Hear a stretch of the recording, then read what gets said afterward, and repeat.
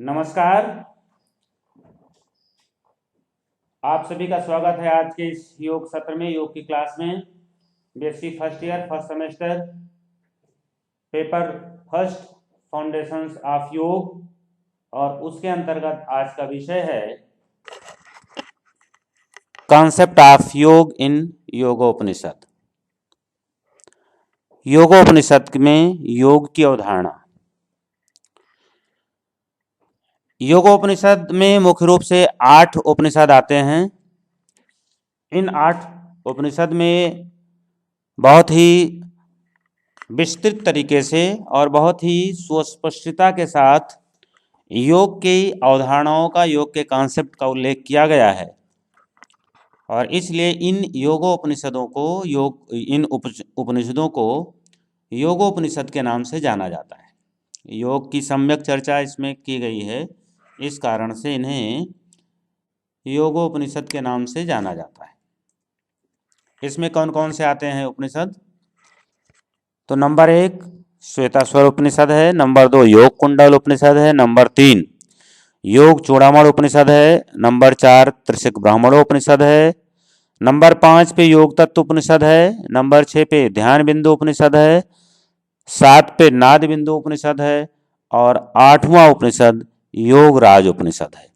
तो इन 8 उपनिषदों में आज हम एक एक करके देखेंगे कि इन 8 उपनिषद में योग की अवधारणा किस प्रकार से है। श्वेताश्वर उपनिषद में योग की अवधारणा। इस उपनिषद के जो मुख्य बिंदु हैं उन पे हम चर्चा कर रहे हैं। इस उपनिषद के अनुसार जो जीवात्मा है उसे भोक्ता कहा गया है। भोक्ता मीन्स जो वस्तुओं का भोग करता है, जिसके लिए वस्तुएं होती हैं। और प्रकृति को क्या कहा गया है? जड़ कहा गया है, और भोग्या कहा गया। भोग्या मीन्स इसका भोग किया जाता है। किसके द्वारा?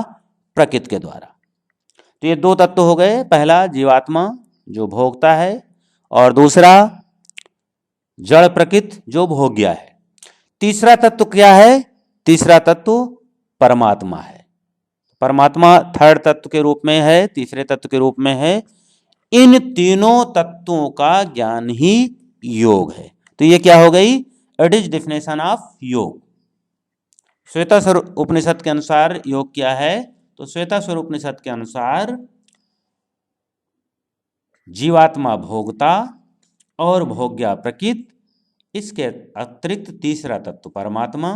तो इन सब का जो ज्ञान है, इन तीनों तत्वों का जो ज्ञान है, वो क्या है? वही योग है। अब अगला बिंदु, ये तीनों तत्वों का ज्ञान किस रूप में होता है? तो तीनों तत्व का ज्ञान किस रूप में होता है? वस्तुतः इस रूप में होता है कि भोगता जीव, भोग्या प्रकृति और परमात्मा तीनों वस्तुतः एक ही ब्रह्म के रूप हैं। एक ही ब्रह्म तीनों रूपों में परिलक्षित हो रहा है, तीनों रूपों में प्रदर्शित हो रहा है। तो जब ज्ञान होगा योग के माध्यम से, या जब योग की प्राप्ति होगी, मीन्स ज्ञान होना बराबर योग होना, योग होना बराबर ज्ञान होना। तो जब योग की अवस्था में ज्ञान होगा तो क्या ज्ञान होगा? यही ज्ञान होगा कि एकमात्र तत्व है, और वह तत्व है ब्रह्म, और वही ब्रह्म इन 3 रूपों में दिखाई पड़ रहा है। एक तो परमात्मा का रूप है, और दूसरा प्रकृति का रूप है, और तीसरा प्रकृति को भोगने वाली जीवात्मा है। इस योग का, कौन से योग का? ब्रह्म ज्ञान रूपी योग। ब्रह्म ज्ञान रूपी योग की प्राप्ति कैसे होती है? तो इस उपनिषद में इसकी प्राप्ति का साधन बताया गया है ध्यान योग। क्योंकि ब्रह्म ऋषियों को ध्यान योग के द्वारा जगत के कारण ब्रह्म स्वरूप आत्मशक्ति का साक्षात्कार हुआ है। इसलिए योग का यहाँ पर साधन क्या है, या किस योग के द्वारा ज्ञान की प्राप्ति होती है, या ब्रह्म ज्ञान की प्राप्ति होती है? तो ध्यान योग के द्वारा होती है। ध्यान योग मीन्स ध्यान। अब यहाँ पर आगे ध्यान की बहुत सम्यक विधि बताई गई है। ध्यान कैसे करना चाहिए, किस व्यवस्था में करना चाहिए, किस पोस्चर में करना चाहिए, ध्यान का बहुत विस्तृत उल्लेख यहाँ पर किया गया है। और ध्यान योग को ही ब्रह्म ज्ञान का या योग का साधन माना गया है। इस उपनिषद के अनुसार जो जीवात्मा है, जिसे भोक्ता कहा गया है, भोगने वाला, वह क्या है, तो वो ना तो स्त्री है, ना तो पुरुष है, और ना ही नपुंसक है। यानी कि उसको लिंग से परे माना गया है। वो किसी लिंग की सीमा में नहीं है कि वो मेल है या फीमेल है या थर्ड जेंडर है। नो, वो क्या है, वो तो इन सब से परे है। ये तो इसलिए उसे दिखाई पड़ता है या उस तरह से आभासित होता है जिस तरह के वो शरीर को धारण करता है। जैसे कोई व्यक्ति अगर पैंट शर्ट पहन ले तो पैंट शर्ट जैसा दिखाई पड़ता है, धोती कुर्ता पहन ले तो धोती कुर्ता जैसा दिखाई पड़ता है, कोई लाल लाल कपड़े पहन ले तो लाल लाल दिखाई पड़ता है, कोई पीले पीले पहन ले तो पीले पीले दिखाई पड़ता है। लेकिन इसका मतलब ये थोड़े कि वो व्यक्ति लाल पीला काला है, वह व्यक्ति तो उन सबसे भिन्न है। तो ठीक उसी उदाहरण के द्वारा यहाँ पर समझाया गया है कि जो भोक्ता जीवात्मा है वह जेंडर कोई नहीं है, ना मेल है, ना फीमेल है, ना थर्ड जेंडर है। वो क्या है, वो इन सबसे रहित है।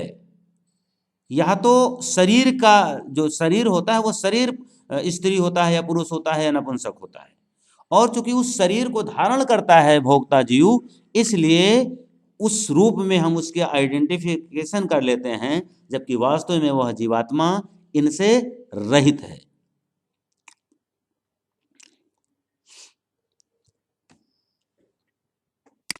अब आगे देखते हैं ध्यान योग की विधि क्या है।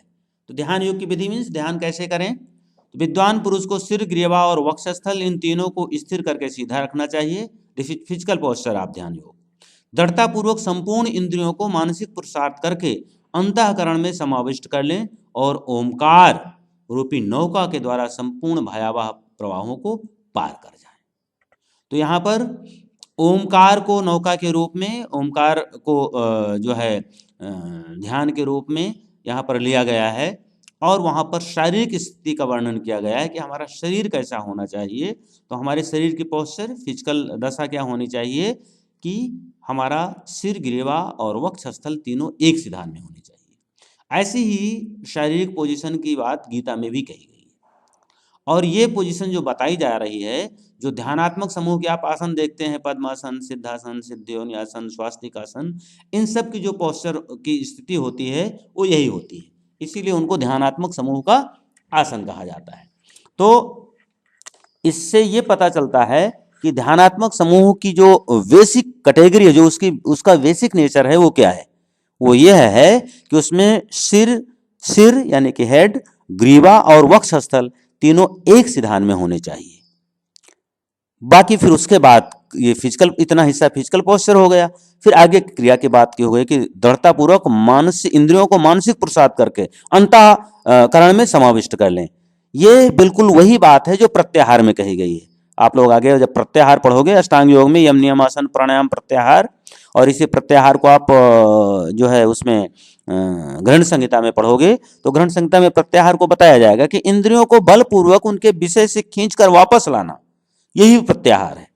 क्योंकि सामान्यतः इंद्रियां किधर भागती हैं, विषयों की ओर भागती हैं। तो उनको अगर विषयों से हम वापस लाएं और अंतःकरण में समाविष्ट कर लें तो यही क्या हो जाएगा, ये ध्यान हो जाएगा। तो ये ध्यान योग की टेक्निक बताई गई है। और आप लोग आगे पढ़ेंगे कि धारणा ध्यान समाधि में, धारणा ध्यान समाधि तब तक नहीं हो सकती जब तक प्रत्याहार ना हो जाए। प्रत्याहार में हम इंद्रियों को विषयों से वापस लाने के प्रैक्टिस करते हैं। तो यहाँ पर अन्य ग्रंथों में जो ध्यान की विधि बताई गई है, उसी विधि को यहाँ उसी कॉन्सेप्ट को यहाँ भी बताया गया है, और जिसकी शुरुआत होती है प्रत्याहार से। और प्रत्याहार की यही डेफिनेशन है जो यहाँ पर इंद्रियों को मानसिक पुरुषार्थ के द्वारा अंतःकरण में समाविष्ट करने की बात कही गई है।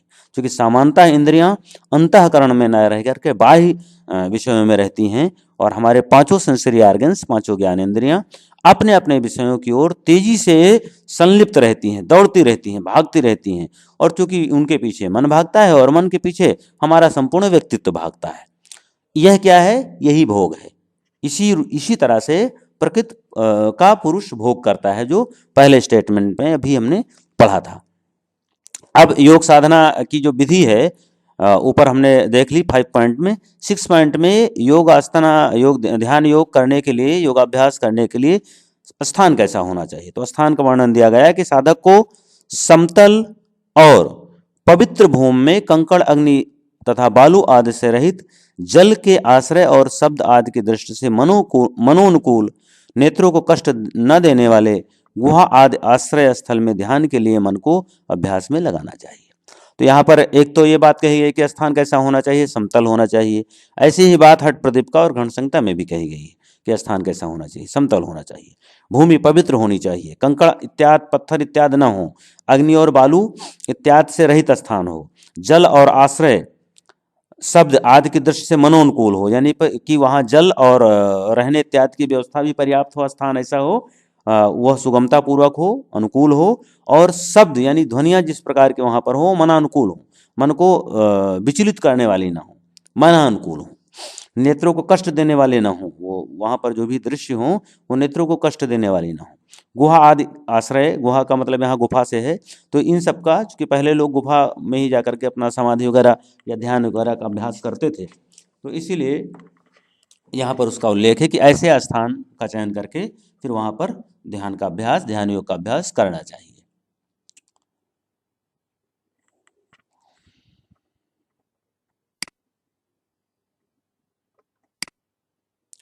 अब ध्यान योग सिद्धि के लक्षण। ध्यान योग सिद्धि के क्या लक्षण होते हैं जिनके आधार पर हम ये आइडेंटिफाई करें कि हमारी जो साधना है वो सही दिशा में चल रही है, या योग जब सिद्ध होने को होगा, सिद्धि की ओर अग्रसर होगा, तो किस तरह के सिम्टम्स आएंगे, किस तरह के लक्षण आएंगे, वो बताया गया है इसमें। योग साधना के प्रारंभ काल में साधक के सन्मुख ब्रह्म की अभिव्यक्ति के रूप में सर्वप्रथम कोहरा, धुआं, सूर्य, वायु, जुगनू, विद्युत, स्फटिकमणि, चंद्रमा आदि प्रकट होते हैं। तो ये क्रमशः इस तरह से ब्रह्म की उपस्थिति या ब्रह्म के दर्शन एक तरह से होते हैं। पंच महाभूतों में पृथ्वी, जल, वायु, अग्नि और आकाश के सम्यक उत्थान होने पर इनसे संबंधित पंच योग विषयक गुणों की सिद्धि हो जाती है। तो ये पंच योग विषयों की सिद्धि इसी तरह से हठ योग में, सॉरी योग सूत्र में भी आप जब पढ़ेंगे, समाधि का जहाँ से प्रारंभ होता है तो पहली समाधि वहाँ पर वितर्क समाधि बताई गई, और वितर्क समाधि में ही जाकर के इन पंच महाभूतों का ज्ञान होता है। तो इन पंच महाभूतों की जो गुण हैं उनकी क्या हो जाती है, सिद्धि हो जाती है। जैसे पृथ्वी का गुण क्या है, भार, जल का गुण क्या है, सरलता, बहाव, वायु का गुण क्या है, स्पर्श, अग्नि का गुण क्या है, प्रज्वलनशीलता, रूप, तो आकाश का गुण क्या है, आकाश की तन्मात्रा शब्द है, ध्वनि इसमें संसरणित होती है, संसरण होता है ध्वनि का। तो इन गुणों में सिद्धि हो जाती है जब इनका ज्ञान हो जाता है। तदुपरांत जिस साधक को योगाग्निमय शरीर की प्राप्ति हो जाती है, तो ऐसे साधक को रोग, वृद्धावस्था और असामयिक मृत्यु की प्राप्ति नहीं होती है। इसके बाद अगर योगाग्निमय शरीर प्राप्त हो जाता है साधक को, तो योगाग्नि यानी योग की अग्नि से युक्त जो शरीर होता है, उस शरीर में न तो बुढ़ापा होता है, वो कभी बुढ़ा नहीं होता, उस शरीर की कभी मृत्यु नहीं होती, और वह शरीर जो है आकस्मिक मृत्यु को नहीं प्राप्त होता है। तो वह शरीर, योगाग्नि युक्त शरीर, न तो जरा को प्राप्त होता है, जरा का अर्थ होता है वृद्धावस्था, वृद्ध होना, और ना ही वह जो है समय के पूर्व मृत्यु को प्राप्त होता है। शरीर की स्थूलता में कमी, निरोग विषयों में अनासक्ति, शरीर में क्रांति, तेजस्विता, स्वर की मधुरता, शुभ गंध की अनुभूति, मलमूत्र का कम होते जाना, ये सभी योग के प्रथम लक्षण हैं। तो ये कुछ शारीरिक लक्षण यहाँ पर बताए गए। शरीर की स्थूलता में कमी, और यही लक्षण हठ प्रदीपिका में भी योग की सिद्धि के लक्षण बताया गया है। वपुकृशत्वम यानी शरीर का वजन कम होना, निरोग होना, ये भी वहाँ पर लक्षण है। तो निरोग का मतलब होता है रोग रहित अवस्था, विषयों में अनासक्ति, अनासक्ति का मतलब होता है, आसक्ति मतलब होता है विषयों में संलिप्तता, और अनासक्ति मतलब होता है विषयों में संलिप्तता का अभाव। विषय जो भी सेंसरी ऑर्गन्स के विषय हैं, जो भी हमारे भौतिक विषय हैं, किसी को जैसे टेस्ट का विषय है रस, जिह्वा का विषय है रस और या जिह्वा, और इसके अलावा चक्षु का विषय है रूप। तो हमें जिन जिन वस्तुओं को देखने में आ सकती है, सुनने में आ सकती है, कुछ खाने में आ सकती है, कुछ स्पर्श की आ सकती है। तो ये जो आसक्तियां हैं ये क्या होती हैं, आसक्ति मीन्स इंद्रिय और विषय का संबंध। तो संबंध जितना प्रबल होता जाएगा, प्रगाढ़ होता जाएगा, उतना ज़्यादा आसक्ति बढ़ती जाएगी। अनासक्ति का मतलब होता है आसक्ति से रहित स्थिति। तो विषयों में अनासक्ति हो जाती है, यानी योगाभ्यासी में, योगी में, साधक में विषयों के प्रति कोई खिंचाव नहीं रहता है, विषयों के प्रति कोई आसक्ति नहीं रहती है। इसी का नाम दूसरा वैराग्य भी है। शरीर में क्रांति, तेजस्विता, शरीर क्या होता है, क्रांतिवान हो जाता है, तेजस्वी हो जाता है, उत्साह युक्त हो जाता है। स्वर की मधुरता, स्वर में स्वतः मधुरता आ जाती है, ऐसा व्यक्ति कर्कश नहीं बोलता है, क्रोध नहीं करता है, उद्विग्न नहीं होता है। शुभ गंध की अनुभूति उसको होने लगती है। मल मूत्र जो भी हमारे शरीर से वेस्ट मटेरियल हैं उनका अमाउंट कम होते जाता है। तो ये दीज आर सिम्टम्स ऑफ योग सिद्धि, ये योग सिद्धि के लक्षण हैं। इन लक्षण अगर होने लगे तो आप समझें या योगी को समझ लेना चाहिए कि उसकी योग से साधना सही दिशा में चल रही है। तो ये आपका पहला उपनिषद हो गया, श्वेतासुर उपनिषद में योग की अवधारणा। दूसरा उपनिषद देखते हैं, योग कुंडल उपनिषद में योग की अवधारणा। योग कुंडल उपनिषद में कुल 3 अध्याय हैं और तीनों अध्याय में योग का बहुत विस्तृत वर्णन किया गया है। योग सिद्धि के 3 उपाय प्रथम अध्याय में बताए गए हैं, मिताहार, आसन और शक्ति चालनी मुद्रा। तो ये 3 साधनों से योग की प्राप्ति होती है, इनके अभ्यास से योग की प्राप्ति होती है, ऐसा उल्लेख प्रथम अध्याय में, योग कुंडल उपनिषद के प्रथम अध्याय में किया गया है। मिताहार, आसन और शक्ति चालनी मुद्रा।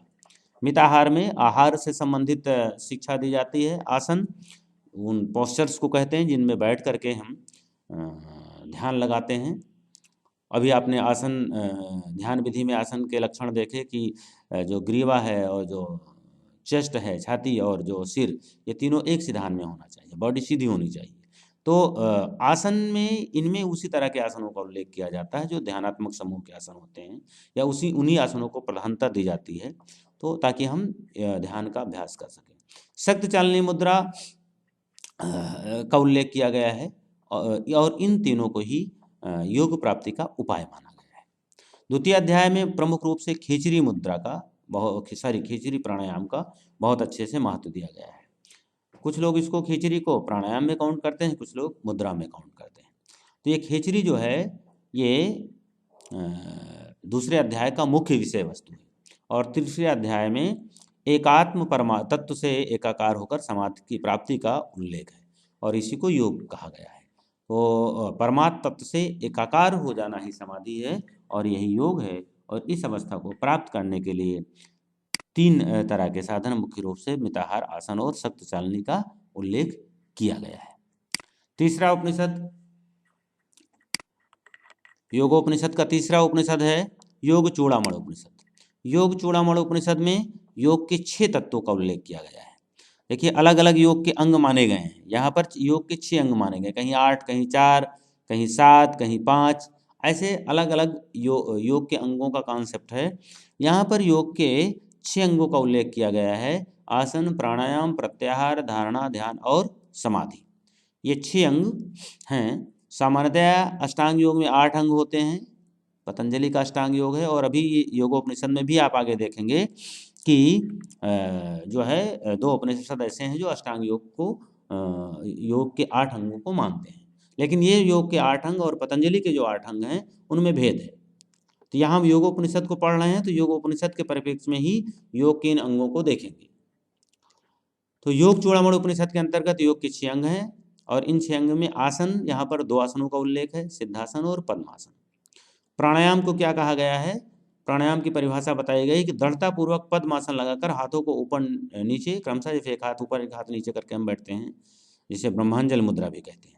तो दृढ़तापूर्वक पद्मासन लगाकर हाथों को ऊपर नीचे गोदी में रखकर सिर नीचा करके ठुड्डी छाती से लगाकर ब्रह्म में ध्यान एकाग्र कर श्वास को बार बार खींचे और निकालें। तो यहाँ पर जालंधर बंद, ये जो ठुड्डी को छाती से लगाने की बात कही गई है, जालंधर बंद की अवस्था है पद्मासन में, और इसी में श्वास को बाहर बाहर निकालने और खींचने की जो प्रक्रिया है उसे प्राणायाम कहते हैं। तो बहुत सिंपल सी प्राणायाम की प्रक्रिया का यहाँ पर उल्लेख किया गया है। प्रत्याहार को कहा गया है कि बार बार प्राणायाम करने से प्रत्याहार की स्थिति बनती है। प्रत्याहार को भी आपने आगे वहाँ डिफिनेशन में भी देखा था ध्यान योग में, कि इंद्रियों को कैसे बाह्य विषयों से खींच करके बलपूर्वक और उसे आत्मा में केंद्रित करते हैं। तो ये प्रत्याहार बार बार श्वास प्रश्वास के करने से प्रत्याहार की स्थिति उत्पन्न होती है। तो प्राणायाम क्या है? प्राणायाम जवेशा प्रत्याहार, प्रत्याहार का आधार है। प्राणायाम की दृढ़ता से ही प्रत्याहार की उत्पत्ति होती है। इसी प्रकार धारणा के बारे में भी कहते हैं कि बार बार जब प्रत्याहार का हम अभ्यास करते हैं तो उसके अभ्यास से धारणा की स्थिति उत्पन्न हो जाती है। तो उसका धारणा का एक ही आधार है कि आप प्रत्याहार बार बार बार बार बार बार करते रहें। इसी प्रकार ध्यान कैसे होगा? धारणा के बार बार से। यहाँ ध्यान की स्थिति उन्होंने एक आवृत्ति में बता दी है कि 12 आवृत्ति पर ध्यान की स्थिति बनती है। धारणा की 12 आवृत्तियां जब हो जाती हैं तो उस पर ध्यान की एक आवृत्ति बनती है, और इसी प्रकार ध्यान की 12 आवृत्ति होने पर समाधि की आवृत्ति उत्पत्ति होती है, समाधि की स्थिति बनती है। तो इस प्रकार से योग के अंग और उसकी अंदर की व्याख्या को बहुत ही संक्षिप्त ढंग से मैंने यहाँ बताने का प्रयास किया। It is brief introduction of Yogopanishad. लेकिन यहाँ पर बहुत अच्छे से, बहुत व्यापक तरीके से योग के इन 6 अंगों का उल्लेख योग चूड़ामणि उपनिषद में किया गया है। चौथा उपनिषद है त्रिशिक ब्राह्मणोपनिषद। त्रिशिक ब्राह्मणोपनिषद में भी यहाँ पर योग के 8 अंगों का उल्लेख किया गया है, इसीलिए इसे योग के 8 अष्टांग योग भी कहते हैं। तो यहाँ पर योग के 8 अंगों का उल्लेख है, क्रमशः यम, नियम, आसन, प्राणायाम, प्रत्याहार, धारणा, ध्यान और समाधि। तो ये 8 अंग इसमें उल्लिखित हैं। इसी के कारण इस योग का नाम यहाँ पर अष्टांग योग है। लेकिन यहाँ पर एक चीज़ स्पष्ट करना आवश्यक है कि इन जो अष्टांग योग हैं, यहाँ पर जो यम और नियम है, वहाँ यम नियम की संख्या यहाँ पर 10-10 बताई गई है, जबकि आप उसमें देखेंगे जो अष्टांग योग में, तो वहाँ यम नियम की संख्या 5-5 है। हठ प्रदीपिका में भी यम की संख्या और नियम की संख्या क्रमशः 10-10 बताई गई है, और यहाँ पर भी यम नियम की संख्या 10-10 बताई गई है। यहाँ पर 2 प्रकार के योग का उल्लेख किया है, एक ज्ञान योग और एक कर्म योग। नीचे देखिए रेफरेंस दिया जा रहा है, शिखा ज्ञानमयी वृत्तिम अष्टांग योग साधन ज्ञान योग कर्म योग इत द्विधा मता। 2 मत हैं, एक मत है कि 2 मत हैं योग के, पहला मत है ज्ञान योग और दूसरा मत है कर्म योग। तो ये कर्म योग और ज्ञान योग का उल्लेख करते हुए फिर योग के 8 अंगों का विस्तृत विवेचन त्रिशिक ब्राह्मणोपनिषद में किया गया है। 5वां उपनिषद है योग तत्वोपनिषद। योग तत्वोपनिषद में योग के 4 अवस्थाओं का उल्लेख किया गया है। 4 प्रकार के योग के अवस्थाएं हैं और 4 प्रकार के योग हैं। तो 4 प्रकार के योग कौन है? सबसे पहले वो देखते हैं। मंत्र योग, लय योग, हठ योग और राजयोग। इन 4 योगों का उल्लेख योग तत्वोपनिषद में किया गया है। अगर यह प्रश्न पूछा जाए कि हाउ मेनी टाइप्स ऑफ योग के कितने भेद हैं या योग के कितने प्रकार हैं योग तत्वोपनिषद में, तो इसका उत्तर होगा 4, और ऑर्डर होगा मंत्र योग, लय योग, हठ योग एंड राजयोग। इन 4 योगों की क्रमशः डेफिनेशन भी दी गई हैं। मातृका आदि से युक्त मंत्र का जप मंत्र योग कहलाता है। मातृका मीन्स मंत्रादि के जप से जो योग की सिद्धि होती है उसे मंत्र योग कहा गया है। इसमें इन सब का बहुत विस्तृत उल्लेख किया गया है योग तत्वोपनिषद में। 12 वर्ष का समय बताया जाता है मंत्र योग की सिद्धि के लिए, और ये मंत्र योग सबसे निम्न स्तरीय योग यहाँ पर माना गया है। जो 4 योग हैं क्रमशः एक से दूसरा, दूसरे से तीसरा, तीसरे से चौथा, इनका एक तरह से वरीयता क्रम कह सकते हैं कि श्रेष्ठ है। मंत्र योग से लय योग श्रेष्ठ है, लय योग से हठ योग श्रेष्ठ है, और हठ योग से राजयोग श्रेष्ठ है। लय योग की डेफिनेशन इसमें बताई गई है, चित्त का लय ही लय योग है, और इसके करोड़ों प्रकार है। ये भी कहते हैं इसके करोड़ों प्रकार हैं। तो लय योग में चित्त को लय किया जाता है, और आप देखेंगे पतंजलि का जो वृत्ति निरोध वाला योग है उसमें भी जब सर्ववृत्ति निरोध होता है तो चित्त लय ही होता है। चित्त लय होता है और प्रकृति के सारे प्रोडक्ट क्रमशः वापस जाते हैं और अपने मूल प्रकृति में जाकर के वो समाहित हो जाते हैं। तो इसको प्रकृति का जो है वो तिरोभाव भी कहते हैं। तिरोभाव मीन्स जो कार्य था वह अपने कारण में वापस जाना। तो ये क्या हो गया, ये आपका लय योग की डेफिनेशन हो गई। तीसरा योग है हठ योग। यहाँ हठ योग के अंतर्गत जो 8 अंगों का उल्लेख किया गया है, यम नियम आसन प्राणायाम प्रत्याहार धारणा ध्यान समाधि। समाधि मीन्स साम्यावस्था, साम्यावस्था इज अ समाधि अकॉर्डिंग टू योग तत्वोपनिषद। तो यहाँ पर जो 8 अंग हैं, जिन 8 अंगों को कहा गया है वो 8 अंग ही हठ योग है। तो इन 8 अंगों को ही हठ योग कहते हैं अकॉर्डिंग टू योग तत्वोपनिषद। अब इसके बाद इसमें देखते हैं मुद्राएं। तो मुद्राएं, इसका मतलब ये हुआ कि योग तत्वोपनिषद में भी 8 अंगों का उल्लेख किया गया है। राजयोग महामुद्रादि दीर्घ प्रणव संधान परम सिद्धांत सुनना तथा वज्रोली आदि का अभ्यास करना। तो इन सब से जो है वो राजयोग की प्राप्ति होती है। तो राजयोग को इस प्रकार बताते हुए कि इन सब के अभ्यास से जो योग की प्राप्ति होती है, जिस योग की प्राप्ति होती है उसे राजयोग बोलते हैं। और इन सारे योगों में राजयोग ही सबसे प्रमुख, सबसे श्रेष्ठ और एक अंतिम लक्ष्य है। इसके ही ये सब साधन है और ये सब इसीलिए क्रमशः एक से दूसरा, दूसरे से तीसरा और तीसरे से चौथा निकृष्ट है। सबसे उपयुक्त योग है, राजयोग से निचला योग हठ योग है, हठ योग से नीचे का योग लय योग है और सबसे नीचे का योग मंत्र योग है। इन्हीं की 4 अवस्थाओं की भी बात कही गई है, आरंभावस्था, घटावस्था, परिचयावस्था और निष्पत्ति अवस्था। तो योग तत्वोपनिषद में योग की 4 अवस्थाओं की का उल्लेख है, जिसमें से ये क्रमशः एक आर्डर के क्रम में है।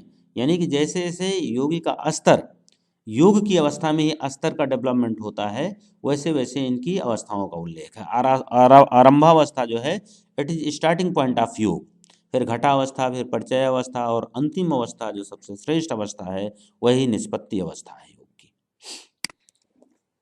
अगला उपनिषद देखते हैं, छठा उपनिषद ध्यान बिंदु उपनिषद। ध्यान बिंदु उपनिषद में योग के कितने अंगों का उल्लेख है? 6 अंगों का उल्लेख है। ध्यान बिंदु उपनिषद में योग के 6 अंगों का उल्लेख है। वो 6 अंग कौन से हैं? तो यहाँ पे अष्टांग योग में शुरू के यम और नियम हटा दीजिए, बाकी अंतिम जो 6 बचते हैं वही हैं आसन प्राणायाम प्रत्याहार धारणा ध्यान और समाधि। इन्हीं 6 अंगों को ध्यान बिंदु उपनिषद के अंग कहा गया है, योग के अंग कहा गया है। इस उपनिषद का शुभारंभ ब्रह्म ध्यान से किया गया है। तो यहाँ पर जो है वो ब्रह्म ध्यान के रूप में इस उपनिषद की शुरुआत हुई है और यहाँ पर मुख्य रूप से 4 आसनों का उल्लेख किया गया है। 4 आसन यहाँ पर माने गए हैं, सिद्धासन, भद्रासन, सिंहासन और पद्मासन। तो इन 4 आसनों का उल्लेख इस उपनिषद में किया गया है। 7वें नंबर का उपनिषद है नाद बिंदु उपनिषद। नाद बिंदु उपनिषद में योग को जो है वो हंस के रूप में परिभाषित किया गया है। ओम को हंस के रूप में परिभाषित किया गया है कि जो ओम है वो क्या है? वो हंस है और उसकी विभिन्न चीज़ों की हंस से तुलना की गई है। ओम की हंस से तुलना करके ओम में हंस को दिखाया गया है और इसे क्या कहा गया है कि यह 12 कलाओं से युक्त है। ओम क्या है? 12 कलाओं से युक्त है।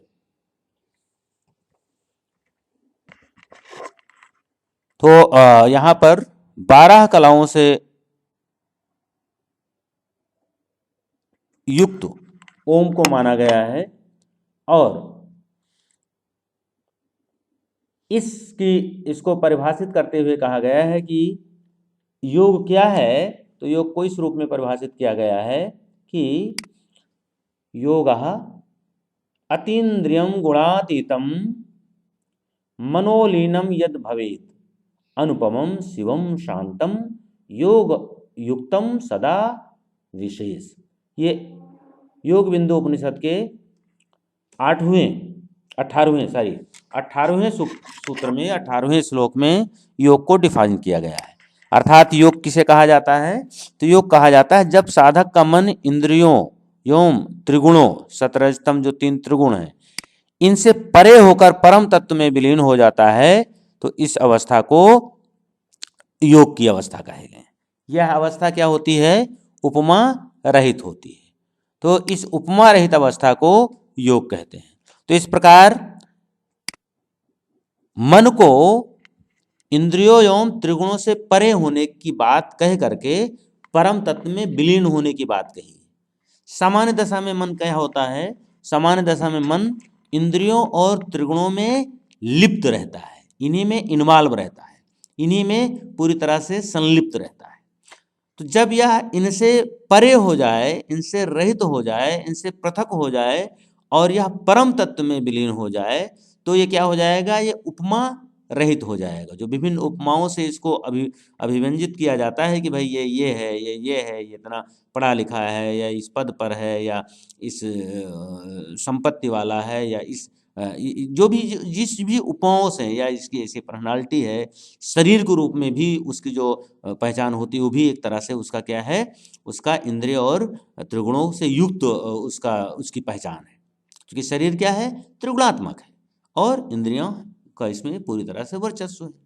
मन उन्हीं में संलिप्त रहता है। तो जब इनसे परे हो जाए मन और उपमा रहित हो जाए, तब और उपमा रहित होकर के उसका जो स्वरूप है वो क्या हो जाए? कल्याणकारी हो जाए। तो इसके शांत स्वरूप को ही, जब ये शांत स्वरूप हो जाता है, कल्याणकारी स्वरूप हो जाता है, तो उसी अवस्था को योग युक्त अवस्था कहा जाता है और यही उच्च अवस्था है। यही जो है योग की अवस्था है और यही उच्च अवस्था है, ऐसा नादबिंदु उपनिषद में कहा गया है। इसके बाद अब अंतिम उपनिषद 8वां उपनिषद है राजयोग उपनिषद। राजयोग में, इसे राजयोग के ऊपर सबसे छोटा उपनिषद है। एक पेज में टोटल इसका पूरी व्याख्या आई है, 1 से 2 पेज मैक्सिमम। और वहाँ पर मुख्य रूप से 4 प्रकार के योग और 4 प्रकार की अवस्थाओं का उल्लेख किया गया है। 4 प्रकार के योग जिनका हम आगे भी चर्चा कर चुके हैं: मंत्र योग, लय योग, हठ योग और राजयोग। ये 4 प्रकार के योग का उल्लेख राजयोग उपनिषद में किया गया है। और इन चारों योगों की अवस्थाएं भी इन्होंने 4 अवस्थाओं में विभाजित किया है। वो 4 अवस्थाएं क्रमशः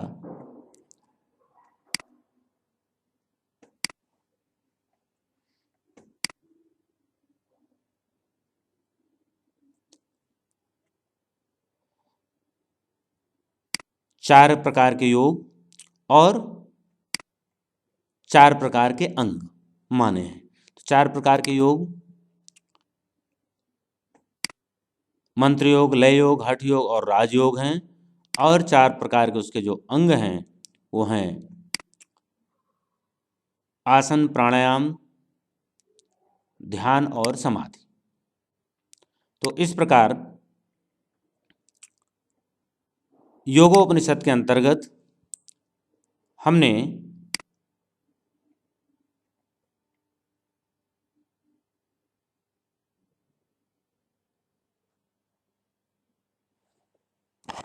इस प्रकार राजयोग उपनिषद में योग के 4 अंग और 4 प्रकार के योगों का उल्लेख है। 4 अंग: आसन, प्राणायाम, ध्यान और समाधि। इसकी अगर हम तुलना करें तो 4 अंग चतुरांग योग का उल्लेख हठ योग प्रदीपिका में मिलता है। वहाँ पर आसन, प्राणायाम, मुद्रा और बंध और समाधि या नादानुसंधान, ये 4 अंग हैं। और यहाँ पर आसन, प्राणायाम, ध्यान और समाधि, ये 4 अंग हैं। तो वहाँ पर जो मुद्रा और बंध है उसकी जगह पर यहाँ ध्यान है, और समाधि को ही वहाँ पर नादानुसंधान कहा गया, यहाँ पर समाधि। तो योग के अंगों को लेकर के राजयोग उपनिषद की हठ योग प्रदीपिका से साम्यता है अंगों को लेकर के। लेकिन जिन 4 योगों का उल्लेख है वो 4 ये योग हैं और ये हठ योग के ग्रंथों की परंपरा में इनका जो है बहुत ज़्यादा साम्यता है, मंत्र योग, लय योग, हठ योग और राजयोग की। तो इससे संबंधित ये आज का विषय योगोपनिषद के 8 उपनिषद में योग की जो बहुत ब्रीफ स्तर पे इंट्रोडक्शन है कि किस किस प्रकार से योग का इन 8 योगों के उपनिषदों में उल्लेख है, उसकी चर्चा की गई। बहुत बहुत धन्यवाद। Thank you so much.